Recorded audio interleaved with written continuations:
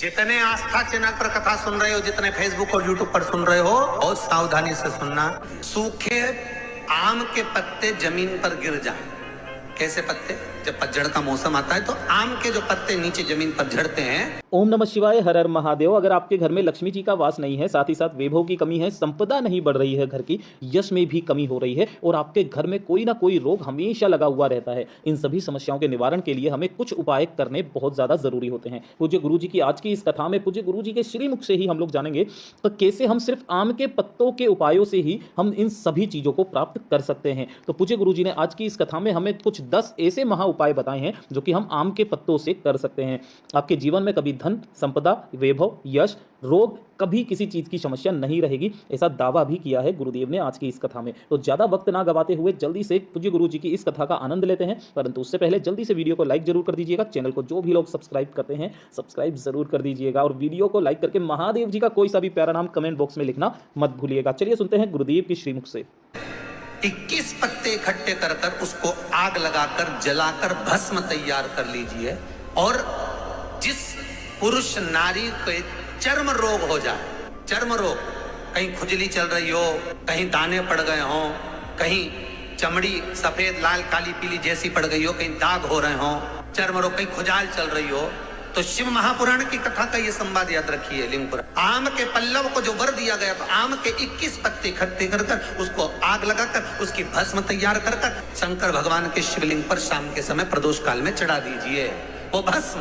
और उस भस्म को उठाकर लेकर आ जाओ, डब्बी में भर लो और गाय का घृत उसमें डाल लीजिए और उस स्थान पर लगाना चालू कर दीजिए। 3 दिन में दांत खाज खुजली जो भी होगी मिटना प्रारंभ हो जाएगी। उसमें इतनी प्रबलता आ जाती है। शंकर को जो भस्म चढ़ी है, आम के पत्ते की भस्म का भी हमारा शास्त्र वर्णन करता है। उस भस्म को छान कर पीस कर उसका आनंद, उसकी कोई दुकान आप डाल रहे हो, नया व्यापार चालू कर रहे हो और लग रहा है कि चलेगा कि ना चलेगा। पहले भी मैंने 2-4 दुकान डालकर देख ली, नहीं चली। अब नया डाल रहा हूँ, कर्जा कर कर डाल रहा हूँ, पैसे ला कर डाल रहा हूँ, चलेगा नहीं चलेगा। तो उसके लिए सबसे पहला काम करो, कम से कम दुकान खोलने के 7 दिन पहले आम के पत्ते की बंदरवाल बांध दो। दुकान का मुहूर्त होने के 7 दिन पहले आम के पत्ते की बंदरवाल बांधो और कहीं आम के पत्ते की भस्म मिल जाए, वही भस्म जो आम के पत्ते 21 उठाए सूखे वाले, अलग से तोड़ के मत सुखाना, जो पत्ते नीचे गिरे हों उसको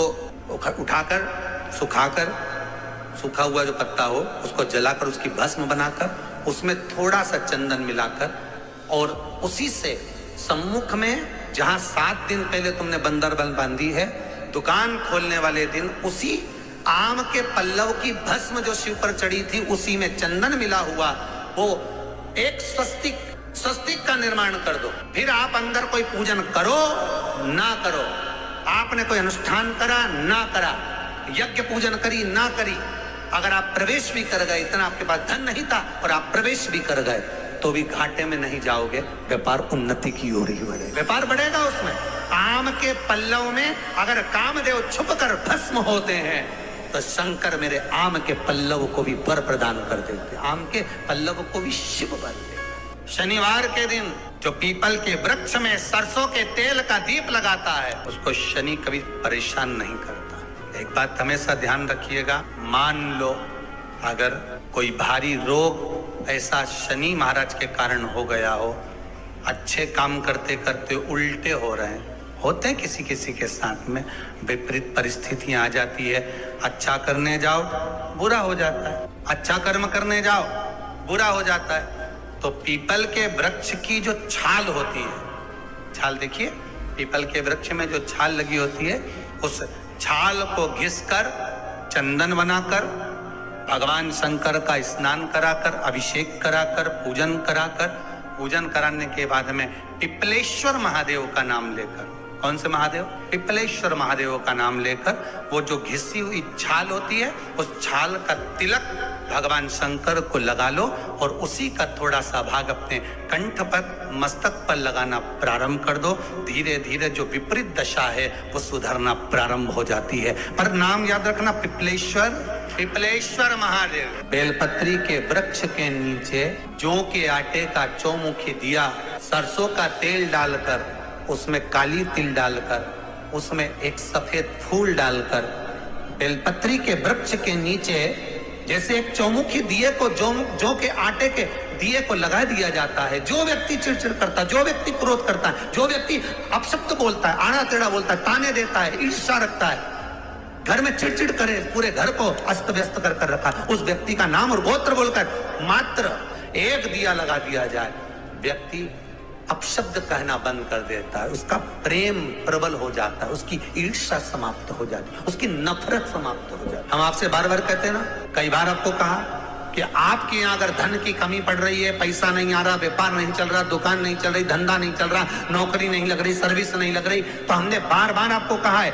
एक दिया बेलपत्री के पेड़ के नीचे लगाओ घी का, और एक दिया शंकर के मंदिर की चौखट पर लगाकर, बार बार आपको कहा, उस पर विश्वास रखकर लगाओगे, सुख मिलेगा, आनंद की अनुभूति होगी। शास्त्र कहता है कि जिसके घर में संपदा की कमी हो, पैसा आ ही नहीं रहा हो, सब दूर उलझ गया हो, बहुत टेंशन चल रहा हो, गन्ने का रस जानते हो, ईख का रस, गन्ने का रस तुलसी जी के क्यारे में हाथ में लेकर 7 बार अपना नाम और गोत्र बोलकर छोड़ दो, जिंदगी में 3 साल में तो करोड़पति बनकर बैठ जाओगे, कभी लक्ष्मी की कमी नहीं आ सकती। माताओं से, मेरे भाइयों से, लाखों करोड़ों लोग शिव महापुराण की कथा यो आस्था चैनल पर और फेसबुक यूट्यूब पर सुन रहे हैं, उनसे भी कहूंगा, अगर लक्ष्मी नहीं आ रही, संपदा नहीं आ रही, व्यापार नहीं चल रहा, तकलीफ बहुत ज्यादा हो रही है, कष्ट पर कष्ट बढ़ रहा है,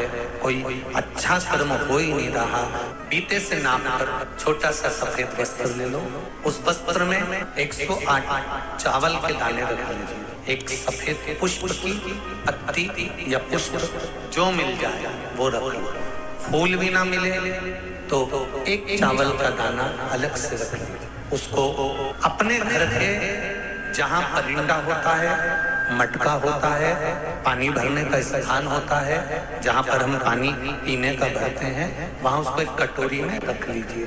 3 दिन पे कोई सी भी तिथि, चाहे आप दूज, तीज, चतुर्थी ले लो, चाहे पंचमी, छठ, सप्तमी ले लो, चाहे अष्टमी, नवमी, दशमी ले लो, उसको रख दीजिए 3 दिन। चौथे दिन घी का दिया लेकर, वो पोटली लेकर, कुछ भेंट लेकर, जो आपकी मर्जी पड़े, दान के भाव से घी का दिया शिव जी के मंदिर में लगा दीजिए, और जो पोटली और जो भेंट है वो किसी भी ब्राह्मण जन को, गुरुजन को, किसी को भी प्रदान कर दीजिए। अगर ब्राह्मण जन, गुरुजन नहीं ले तो कोई इसका मोल तत्व समझता हो, कोई सौभाग्यवती माताएं हो, कोई बहन बेटियां हो, उनको भी आप दे सकते। ये लक्ष्मी की वृद्धि करने का, संपदा, रोग, आनंद, सुख प्रदान, रोग के लिए तो नहीं कर सकते, पर संपदा के लिए सबसे प्रबल।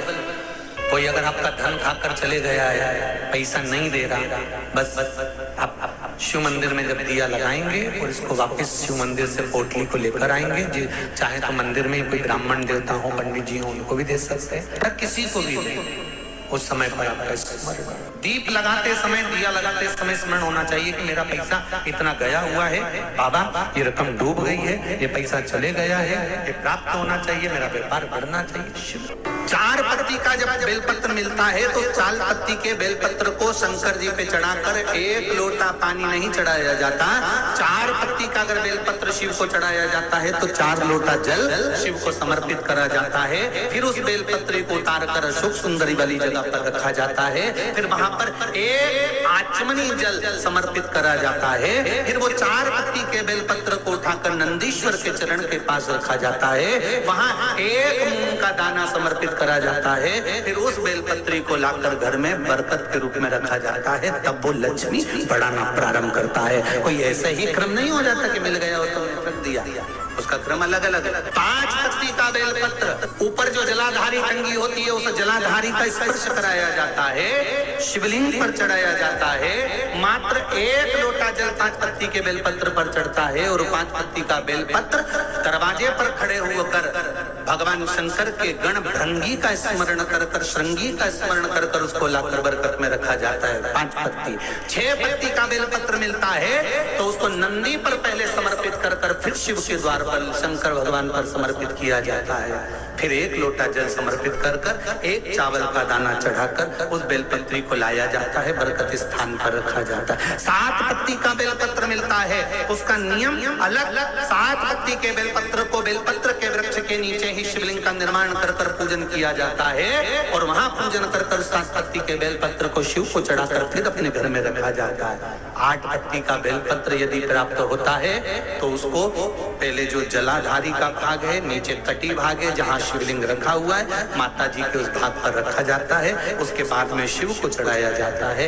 1 लोटा जल चढ़ाकर मात्र चंदन लगाकर उसको लाया जाता है। 9 पत्ती का बेलपत्र यदि किसी को प्राप्त होता है, कभी मौका मिले ना तो देखो, अब सीहोर में कभी कथा हुई तो आपको 1 पत्ती से लेकर 21 पत्ती तक के बेलपत्र का दर्शन, 3 पत्ती वाले वृक्ष से ही जो पत्तियां प्रकट हुई हैं, 1 से लेकर 21 तक के पत्ती के दर्शन आपको सीहोर जब कथा रहेगी कभी तो ऑनलाइन कथा में हम खुद व्यासपीठ से दर्शन कराएंगे कि इतने पत्ती तक के भी बेलपत्र का दर्शन होता है। श्री शिवाय नमस्तुभ्यम, सब बोलिए एक बार जमकर, श्री शिवाय नमस्तुभ्यम। प्रैक्टिकल जरूर करना, कहीं सीहोर वाला महाराज झूठ तो नहीं बोल रहा। शास्त्रों की बातें हमारे जीवन में हमें सुख प्रदान करे, इसलिए इस भाव का आनंद करते हुए आज की कथा को विराम देते हैं।